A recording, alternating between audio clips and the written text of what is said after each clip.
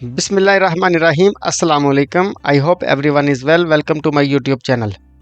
आज की वीडियो का बाकायदा आगाज़ करने से पहले मैं आपके लिए थोड़ा रिवाइज़ कर दूं ताकि हम पार्ट 1 के साथ कनेक्ट हो जाएं। क्योंकि तरबियत 7 साल में ही मुकम्मल हो जाती है, जो कि इस्लाम का भी रूल है, तो इसी बुनियाद पर किंडरगार्टन से छोटी उम्र में एथिक्स और दुनियादारी सीखने के बाद बच्चा प्राइमरी स्कूल में जाता है और वहाँ से 4 क्लासें या ग्रेड कंप्लीट करने के बाद बच्चे का 5th क्लास से ऑनवर्ड सेकेंडरी स्कूल में एडमिशन हो जाता है।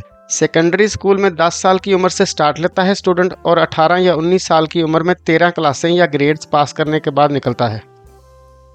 सेकेंडरी स्कूल की 2 मेन कैटेगरीज और 4 सब कैटेगरीज यानी स्मॉलर कैटेगरीज हैं। फर्स्ट मेन कैटेगरी में शामिल है सेकेंडरी स्कूल 1, जिसमें 5वीं से 9वीं या 10वीं तक एजुकेशन दी जाती है, और सेकंड मेन कैटेगरी जिसे सेकेंडरी स्कूल 2 कहते हैं, जिसमें 10वीं से 13वीं क्लासेस तक तालीम दी जाती है। इन दोनों मेन कैटेगरीज की 4 सब कैटेगरीज हैं जो मैं अभी आगे चलकर बताऊंगा।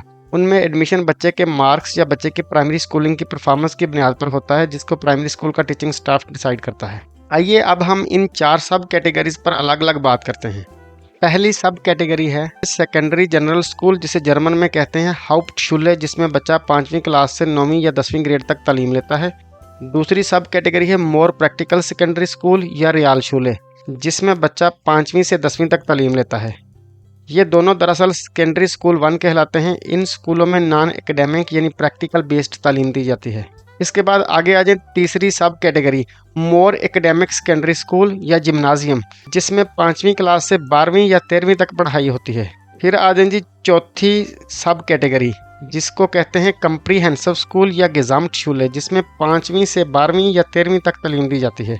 ये दोनों सब कैटेगरीज यानी जिम्नाजियम शूले और गेज़ाम्टशुले ये दरअसल सेकेंडरी स्कूल 1 और 2 पर कंप्राइज्ड होते हैं। यहाँ पे ये बात जहन में रखना ज़रूरी है, जर्मनी में ज़्यादातर वालिदैन की दिली ख्वाहिश और दुआ या कोशिश यही होती है कि मेरे बच्चे का एडमिशन मोर एकेडमिक सेकेंडरी स्कूल यानी जिम्नाजियम में हो, क्योंकि उनका ख्याल है कि यहाँ से तालीम पाने के बाद बच्चे को बेस्ट जॉब अपॉर्चुनिटी ऑफर होती है। डॉक्टर, इंजीनियर, प्रोफेसर, रिसर्चर या साइंसदान इन्हीं स्कूल्स के पढ़े होते हैं। मेरे ख्याल के मुताबिक तो ये एक परसेप्शन ही बनी हुई है, जॉब तो हर एक को मिल जाती है, क्योंकि इस स्कूल के नाम से ही जाहिर है कि इसमें मोर एकेडमिक यानी थ्योरेटिकल स्टडीज पर फोकस होता है। अब आगे बढ़ते हुए हाउप्ट और रियालशुले में सेकेंडरी स्कूल 1 कामयाबी से मुकम्मल करने के बाद तालिब इल्म के पास 2 ऑप्शंस होती हैं। या तो वोकेशनल या टेक्निकल ट्रेनिंग के लिए 11वीं से 13वीं तक वोकेशनल स्कूल या टेक्निकल कॉलेज में तालीम हासिल करके कोई हुनर सीख ले जिसमें उसकी इंटरेस्ट हो, और फिर वहां से स्किल सीख लेने के बाद डायरेक्ट जॉब मार्केट में उतर जाए और छोटी उम्र में ही नौकरी शुरू करके पैसा कमाने लग जाए। या फिर सेकेंडरी स्कूल 2 या ओबरस्टूफे यानी अपर लेवल की तालीम लेने के बाद जिम्नाजियम या कम्प्रीहेंसिव स्कूल में दाखिल होकर 11वीं से 13वीं मुकम्मल करने के लिए चला जाए। वोकेशनल और टेक्निकल स्कूल की मैं बात कर लूँ ज़रा, ये स्कूल बिल्कुल ऐसे ही हुनर सिखाते हैं जैसे हमारे यहाँ वोकेशनल और टेक्निकल कॉलेजेस में सिखाया जाता है। रियाल या हाउप्टशुले का तालिब इल्म टेक्निकल या वोकेशनल कॉलेज से 13 जमातें करने के बाद मजीद पढ़ने के लिए यूनिवर्सिटी ऑफ अप्लाइड साइंसेज या टेक्निकल यूनिवर्सिटी में एडमिशन लेकर बैचलर्स इन अप्लाइड साइंसेज या बैचलर इन टेक्निकल साइंसेज करके मास्टर डिग्री कर सकता है। बैचलर्स इन अप्लाइड साइंसेज या मास्टर इन अप्लाइड साइंसेज में रिसर्च या थीसिस नहीं होता और ना ही पीएचडी होती है, सिर्फ प्रैक्टिकल स्टडीज होती हैं जो बाद में किसी कंपनी या इंडस्ट्री को रिक्वायर होती हैं, या फिर ज़्यादा से ज़्यादा इनमें कोई ना कोई अपनी रिपोर्ट जमा करवानी होती है। जिम्नाजियम में 12वीं और 13वीं क्लास के बाद स्टूडेंट्स इम्तहानात देते हैं जिसे अबिटवा कहते हैं। अगर वो कामयाबी से पास हो जाए तो तालिब इल्म को एडवांस्ड सेकेंडरी स्कूल एजुकेशन का सर्टिफिकेट मिल जाता है, जिसकी बुनियाद पर अब तालिब इल्म के पास 2 स्टडी पाथ हैं। Number 1 study bachelors at university यानी academic studies. Number 2 study bachelors at university of applied sciences, जिसका एब्रीविएशन है यूएएस। यहाँ पर प्रैक्टिकल स्टडीज दी जाती हैं। यूएएस को होक्शुले या फाख होक्शुले भी कहते हैं जर्मन ज़बान में। अब आप सोचते होंगे कि what's the difference between university and university of applied sciences.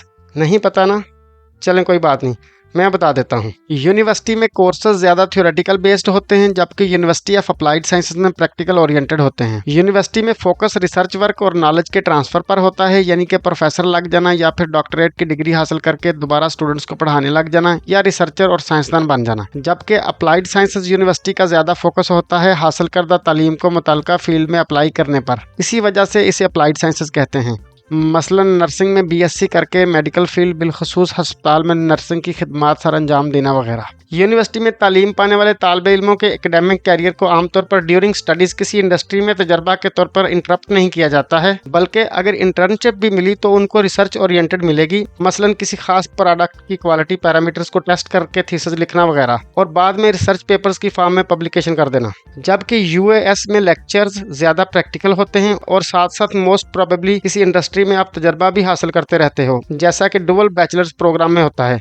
और फिर इंडस्ट्री में दौरान तालीम आप वर्क करते हो, वो आपको पेमेंट हो जाती है सैलरी या स्टाइपेंड की फॉर्म में, यानी वहाँ तालीम पाते पाते 4 या 5 सालों का प्रोफेशनल तजर्बा भी हो जाता है जिस फील्ड में आपकी एजुकेशन चल रही होती है उसी में। यूएस में पढ़ते हुए स्टडीज से फ्री होते साथ ही जॉब तो आपको फौरन मिलेगी क्योंकि आपका तजर्बा जो हो चुका होता है। आगे चलते हैं जी। यूनिवर्सिटी के पास डॉक्टरेट यानी पीएचडी की डिग्री देने के राइट्स होते हैं, जबकि यूएस के पास पीएचडी की डिग्री अवार्ड करने का राइट नहीं होता। Medicine, law, pharmacy Khalistan university की डिग्रियां हैं, जबकि engineering, computer science, business, nursing और मैनेजमेंट वगैरह की डिग्रियां यूनिवर्सिटी ऑफ अप्लाइड साइंसेज के अंडर आती हैं। और अगर आपने रिसर्च या एकेडमिक फील्ड में रहना है यानी साइंसदान या प्रोफेसर और लेक्चरर्स या रिसर्चर बनना है तो आप इन मुखर्रर जिक्र स्टडीज यानी what I told you at last के लिए भी यूनिवर्सिटी को ही चूज करोगे। एक अहम बात ज़हन-नशीन कर लें कि जर्मनी में यूनिवर्सिटी ऑफ अप्लाइड साइंसेज यानी होखशुले और इसी तरह से यूनिवर्सिटियाँ पब्लिक भी हैं और प्राइवेट भी। पब्लिक में तालीम तकरीबन मुफ्त होती है, जबकि प्राइवेट में एक सेमेस्टर की ट्यूशन फीस 5 से 7,000 यूरो तक होती है, जो कि बेहद ज्यादा होती है। आपकी स्टडी चॉइस की बुनियाद पर जॉब आपको दोनों केसेस में मिल ही जाती है। यहाँ पर पब्लिक यूनिवर्सिटियों की तादाद बहुत ज्यादा है एज कम्पेयर टू प्राइवेट। यहाँ पर सवाल आता है, अगर कोई बच्चा किसी दूसरे मुल्क से जर्मनी में उस वक्त दाखिल हुआ जब उसकी उम्र टीन एज या स्कूल गोइंग एज हो, तो फिर स्कूल में एडमिशन कैसे लेगा? मसलन अगर कोई रिफ्यूजी बनकर पूरी फैमिली लेके सियासी पनाह यानी असाइलम लेकर रह रहा हो जर्मनी में, या फिर कोई शख्स जर्मनी में जॉब कर रहा हो और अब वो अपनी फैमिली बुलवाता है बच्चों समेत। इन केसेस में अगर बच्चा टीनेजर या छोटा है तो उस वक्त लोकल एजुकेशन अथॉरिटी और स्कूल मैनेजमेंट आपस में मशवरा करके बच्चे के एडमिशन का डिसाइड करती हैं।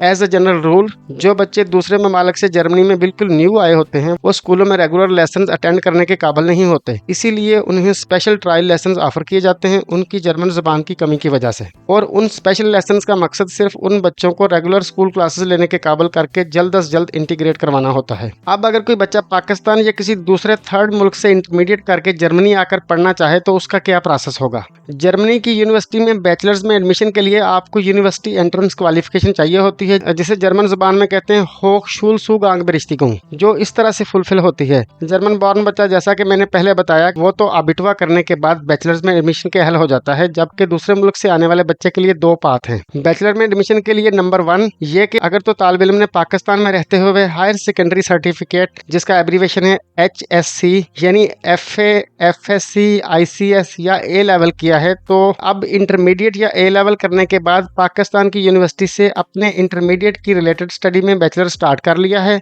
और 1 साल भी मुकम्मल कर लिया है, तो उसे जर्मनी में सब्जेक्ट स्पेसिफिक एडमिशन यानी उसी फील्ड से मिलते जुलते फील्ड में ही एडमिशन मिलेगा। उसमें होगा यूं कि उसके थर्ड कंट्री की यूनिवर्सिटी में पढ़े जाने वाले 1 साल या 2 साल के कोर्सेज या मॉड्यूल्स को ब्रिजिंग मॉड्यूल्स के तौर पर कंसिडर कर लिया जाएगा, यानी क्रेडिट आवर्स ट्रांसफर हो जाएंगे जर्मनी की यूनिवर्सिटी में बैचलर्स के लिए, और जर्मनी में आकर मजीद 1 साल का प्रेपरेटरी कोर्स करने की जरूरत नहीं पड़ेगी। यानी अगर उसने 1 साल मिसाल के तौर पर थर्ड कंट्री की यूनिवर्सिटी के अंदर बैचलर्स इन एग्री बिजनेस की स्टडीज की हैं, तो अब जर्मनी में एग्री बिजनेस या रिलेटेड फील्ड में ही एडमिशन लेगा। ये नहीं होगा कि वो मेडिसिन या इंजीनियरिंग फील्ड में एडमिशन ढूंढता फिरे। यहाँ पर बैचलर्स के लिए ज्यादातर यूनिवर्सिटियाँ आइल्स की बुनियाद पर एडमिशन देती हैं, वो भी एटलीस्ट 6 बैंड हों, और कुछ यूनिवर्सिटियों में इंग्लिश प्रोफिशिएंसी की बुनियाद पर भी एडमिशन मिल जाएगा। मगर बेहतर होगा कि आप आइल्स कर लो ताकि वीजा एप्लीकेशन के वक्त पोटेंशियली कोई इशू ना रह जाए। हाँ, अगर आप ये चाहते हैं कि यहाँ पर आपकी बैचलर्स की डिग्री का मीडियम ऑफ इंस्ट्रक्शन जर्मन हो, तो फिर उसके लिए आपको पाकिस्तान के गोएथे इंस्टीट्यूट या फिर खुद ऑनलाइन तैयारी करके गोएथे इंस्टीट्यूट में सिर्फ एग्जाम देकर जर्मन का एटलीस्ट B2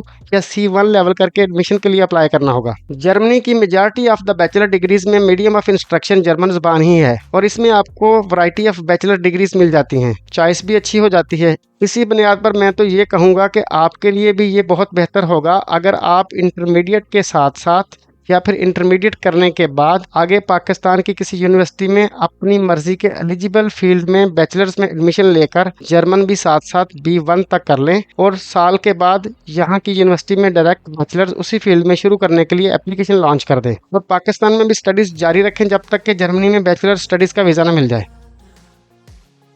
जर्मनी में बैचलर्स डिग्री में एडमिशन का सेकंड पाथ। अगर तो तालिब इल्म ने हायर सेकेंडरी स्कूल हासिल किया है, यानी FA, FSC, ICS या A लेवल किया है, तो उस केस में उसकी स्टडीज़ को जर्मन बॉर्न बच्चे की 13 क्लासेस या सेकेंडरी स्कूल 2 एजुकेशन या अबिटवा के इक्विवेलेंट करने के लिए थर्ड कंट्री से आने वाले एप्लीकेंट को जर्मनी में 1 साल के लिए प्रिपरेटरी कोर्स करना पड़ता है, जिसे जर्मन ज़बान में स्टूडियन कॉलेज कहते हैं, जिसके इख्तिताम पर आपको असेसमेंट टेस्ट, जिसे फेस्टस्टेलुंग प्रूफुंग भी कहते हैं, देना होता है। तो इस असेसमेंट टेस्ट के रिजल्ट की बुनियाद पर बहुत सारी यूनिवर्सिटियों के वेरियस डिसिप्लिन्स पर आप अप्लाई करने के काबिल हो जाते हैं। स्टूडेंट कॉलेज में एडमिशन के लिए भी आपका एंट्री टेस्ट लिया जाता है और वो भी जर्मन ज़बान में ही होता है, इसलिए आप जर्मन ज़बान एटलीस्ट B1 तक सीख लें। अगर पाकिस्तान से बच्चे ने मैट्रिक किया हो, यानी सेकेंडरी स्कूल सर्टिफिकेट, जिसका एब्रीविएशन है SSC किया है, तो वो जर्मनी में एडमिशन एकेडमिक या नॉन एकेडमिक कैसे लेगा। अगर किसी थर्ड कंट्री से आकर बच्चा मैट्रिक के बाद एडमिशन लेना चाहे तो उसके लिए यह है कि उसके पास SSC का सर्टिफिकेट यानी मैट्रिक की सनद हो और B1 जर्मन एग्ज़ाम का पास्ट सर्टिफिकेट हो, और उसके साथ साथ हो सकता है कि उसका कोई एप्टीट्यूड टेस्ट लिया जाए या किसी इंटर्नशिप को भी फर्दर किसी वोकेशनल कॉलेज में एडमिशन के लिए कंसिडर किया जाएगा। नाज़रीन, ये था FSC और मैट्रिक के बाद जर्मनी में आकर पढ़ाई करने का तरीका, जो कि मैंने कम्प्लेक्स प्रोसेस को सिंपल करके समझाने की कोशिश की है। बहुत जल्द मिलते हैं एक नई मालूमाती या इंटरटेनिंग वीडियो के साथ। अपना और अपने प्यारों का बहुत सारा ख्याल रखिएगा। Stay connected with me. तब तक के लिए खुदा हाफिज़।